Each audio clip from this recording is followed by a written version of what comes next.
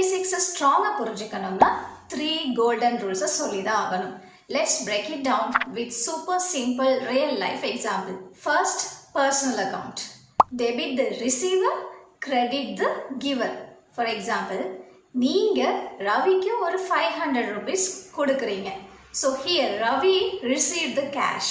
So Ravi account debit. நீங்க cash கொடுக்குறீங்க. So your cash account credit. Second, real account. Debit what comes in, credit what goes out. எக்ஸாம்பிளுக்கு இப்போ நீங்க cash கொடுத்து computer வாங்குறீங்க. So இங்க கம்ப்யூட்டர் உள்ள வருது. So computer account debit. Cash வந்து வெளியில போகுது. So cash account credit. Third, nominal account. Debit all expenses and losses, credit all incomes and gains.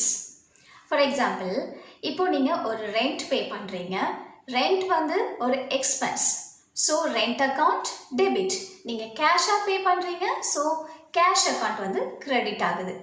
Next, உங்களுக்கு நீங்க sell பண்ணி ஒரு income வருது. cash receive பண்றீங்க. So sales account credit, cash account debit. So finally, person, organization, companies வந்தா அது personal account. Things வாங்குனீங்கன்னா அது real account.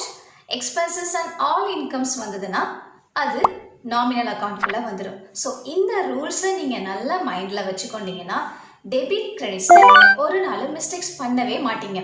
So follow and subscribe the account coach for more easy accounting tips for beginners, class 11 and 12 students.